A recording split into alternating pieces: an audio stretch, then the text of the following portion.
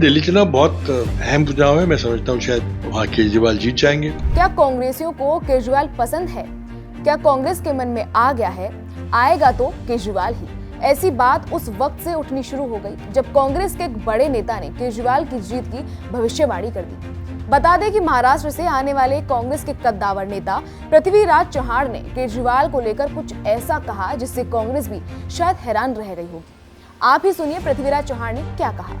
दिल्ली चुनाव बहुत अहम चुनाव है। मैं समझता हूँ शायद वहाँ केजरीवाल जीत जाएंगे। कांग्रेस भी फ्रे में है, कांग्रेस भी चुनाव लड़ेगी। अच्छा होता अगर कांग्रेस और आपका अगर गठबंधन होता, लेकिन शायद वो नहीं होते दिख रहा है। दिल्ली चुनाव बहुत अहम चुनाव है। मैं समझता हूँ शायद वहाँ केजरीवाल जीत जाएंगे। कांग्रेस भी फ्रे में है, कांग्रेस भी चुनाव लड़ेगी। अच्छा होता अगर कांग्रेस और आपका अगर गठबंधन होता, लेकिन शायद वो नहीं होते दिख रहा है। दिल्ली चुनाव बहुत अहम चुनाव है। मैं समझता हूँ शायद वहाँ केजरीवाल जीत जाएंगे। कांग्रेस भी फ्रे में है, कांग्रेस भी चुनाव लड़ेगी। अच्छा होता अगर कांग्रेस और आपका अगर गठबंधन होता, लेकिन शायद वो नहीं होते दिख रहा है। सुना, कांग्रेस के ये दिग्गज नेता तो अपनी विरोधी आम आदमी पार्टी के ही जीत के दावे कर रहे हैं। पृथ्वीराज चव्हाण के इस बयान से कांग्रेस में भूचाल आ गया है। कांग्रेस नेता और नई दिल्ली सीट से केजरीवाल के खिलाफ ताल ठोक रहे संदीप दीक्षित तो पृथ्वीराज चव्हाण पर ही आग बबूला हो गया। सुनिए कैसे उन्होंने पृथ्वीराज चव्हाण को जमकर खरी खोटी सुना दी। बाकी पार्टियां क्या करती है उससे तो मेरा कोई ज्यादा रुचि नहीं है, क्योंकि वो लोकसभा स्तर पर एक अलायंस है, राज्य में कोई अलायंस नहीं था।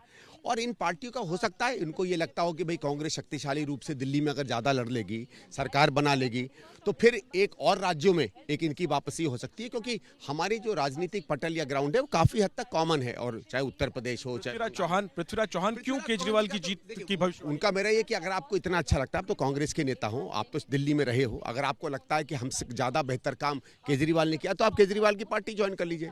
आप सीनियर लीडर होंगे, लेकिन अगर आपको किसी चीज का ज्ञान नहीं है तो मैं सीनियर लीडर से कहूंगा ज्यादा अपनी अज्ञानता ना दिखाया करें इस तरीके के बयान देके।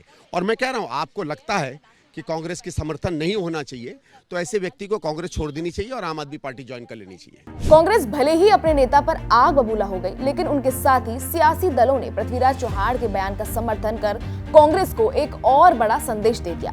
शिवसेना उद्धव गुट के सांसद संजय राउत ने भी दिल्ली में आम आदमी पार्टी को कांग्रेस से ज्यादा ताकतवर माना। हमारे जैसे बहुत सी पार्टियां हैं कि जो संकट में है कि दिल्ली में क्या करे। दोनों हमारे दोस्त हैं, दोनों के साथ हमारा एक रिश्ता है।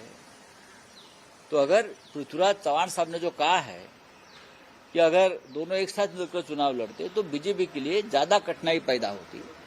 हमारा जो दुश्मन है पॉलिटिकल वो बीजेपी है, कांग्रेस और आप नहीं है। बता दें कि उद्धव गुट पहली पार्टी नहीं है जिसने दिल्ली के दंगल में आम आदमी पार्टी का पक्ष लिया है। इससे पहले अखिलेश यादव की समाजवादी पार्टी और ममता बनर्जी की टीएमसी भी दिल्ली चुनाव में आम आदमी पार्टी के समर्थन में आ गई है। अखिलेश ने तो आम आदमी पार्टी के साथ मंच साझा करने का ऐलान कर दिया है। वहीं ममता की पार्टी का मानना है कि आम आदमी पार्टी ही बीजेपी को हराने में सक्षम है। दिल्ली का चुनाव आम आदमी पार्टी और बीजेपी के बीच में है। ये इंडिया गठबंधन का चुनाव नहीं है।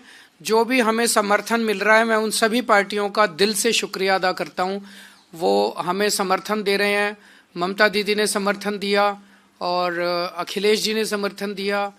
मैंने इसमें मीडिया में ही देखा है कि शायद ठाकरे जी की भी पार्टी शायद समर्थन दे रही है।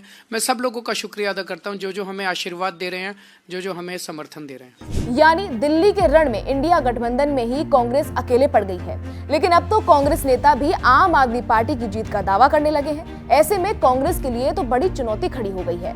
एक तो कोई सियासी दल साथ नजर नहीं आ रहा है और दूसरा पार्टी के अंदर भी केजरीवाल के जीत के दावे होने लगे हैं। बता दें कि आम आदमी पार्टी और कांग्रेस इंडिया गठबंधन का हिस्सा है। लोकसभा में साथ ही लड़े, एक दूसरे के साथ मंच भी साझा किया, लेकिन दिल्ली के चुनावी दंगल में एक दूसरे के खिलाफ खड़े हो गए हैं। अब देखना है कि अकेले पड़ती नजर आ रही कांग्रेस अपने नेताओं के पार्टी विरोधी दावों से कैसे निपटती है। बहरहाल हमारे सहयोगी नितेश पांडे की इस खबर को लेकर आपकी क्या प्रतिक्रिया है, हमें कमेंट करके जरूर बताइए। और दिल्ली चुनाव से जुड़ी तमाम खबरों के लिए देखते रहिए एबीपी लाइव। मैं थी आपके साथ खुशी जॉर्ज।